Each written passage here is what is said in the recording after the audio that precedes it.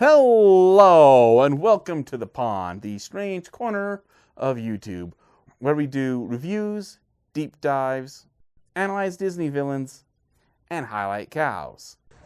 Yeah.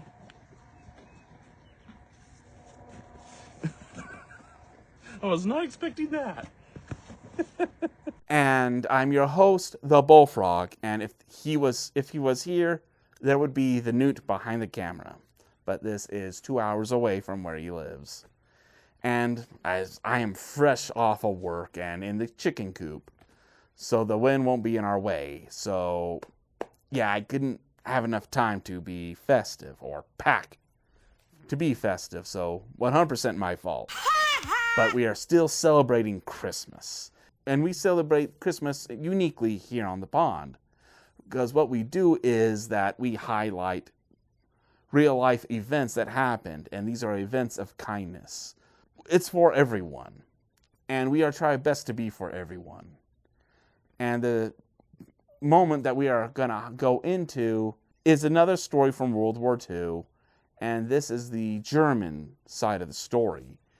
And this is Franz Stiegler's tale. Franz, he grew up loving flight. As a kid, he and his friends would actually ride gliders, and this would lead to him leading to a career to becoming a flight instructor. But this is World War II, and you had no choice. If you were a man, you were sent to war. Bing, bang, boom. And Franz became a flight instructor. But after his brother died, he went to become an ace fighter pilot. And here's the thing. He was a German fighter pilot. There is a difference. Due to laws that Germany had before World War II, political parties can influence or have every single air fighter pilot be a part of a single political group. They actually had no choice but to follow the rules of the German airmen. And the airmen would actually flex their power over the Nazis, because if the Nazis wanted to do this, some of the great German aces, the most famous ones, would actually go, you know what, I would leave. And because of this, people would be asking questions, because our best pilots, our heroes, the people that we are here to cheer on, they are leaving. And that would cause seeds of doubt. So a Nazi fighter pilot was rare beyond rare. So these were men fighting to protect Germany. They were not fighting for the Nazi party. And the German airmen, they actually had a style of honor for fighting. One of the rules is never shoot a pilot when he was in a parachute, and treat air fighter pilots with respect when you had them in prison by airmen, because they would try to treat them with respect. So if one of our men gets shot down and is held captive, they'll be held in high regard and with respect. So there is a certain PR thing, but it's meant to keep balance and safe. And this is what Franz was surrounding himself by. He had all of this. And this is kind of a good highlight of Franz. I don't know what time during the war this happened, of World War II, but it was 5 days before Christmas. Franz flies alone, and he sees the impossible. A B-17 Ye Olde Pub, as that's its call name, it's alone and it's not whole. This thing looks like it's a miracle that it's flying.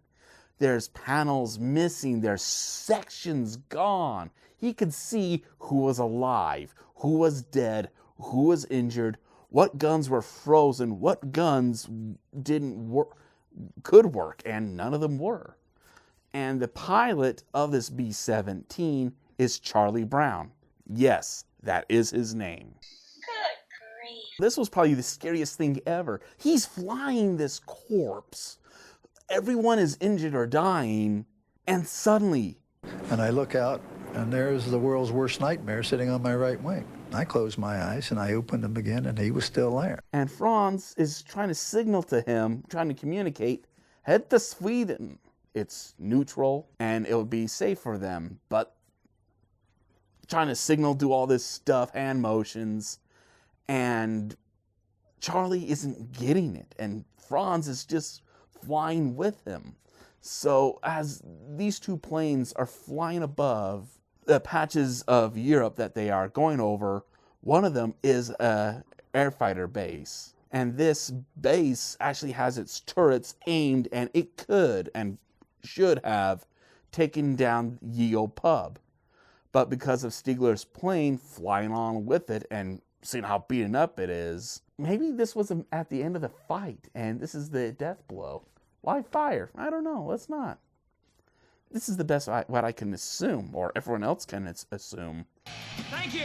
So he flies alongside Ye Olde Pub until they get to the Atlantic. And there, Franz is again saying, head to Sweden, head to Sweden. And they're not going there. So Franz gives them an American salute and flies off.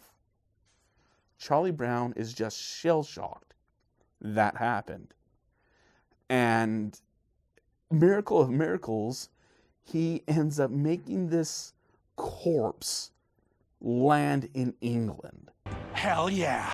Some of his men died, some of them are injured, but they survived. Yes! And the story doesn't finish here. It actually goes to the 1990s, my years. And what happened was Charlie Brown is trying to find out who was this German fighter pilot. It's decades later, and he's saying, hey, who did this? And Franz, in Canada, is also writing in magazines about what he saw through some magazines, and these two finally get to meet each other a second time.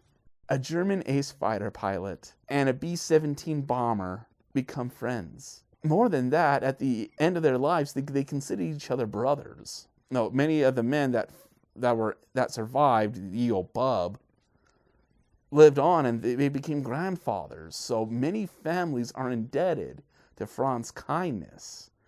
And Franz may have lost his brother as a young man, but in his elder years, gained a new brother. The story is beautiful, and this is the spirit of Christmas.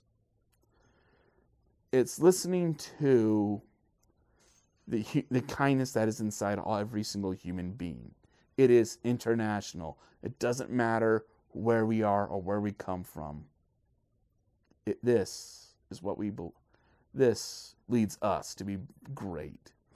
This certificate has been presented to L. Franz Stigler in appreciation of his compassion and chivalrous action. Franz, it sort of leaves me wordless, almost. It could not happen to a nicer gentleman. And this is the Bullfrog wishing you all a Merry Christmas. What?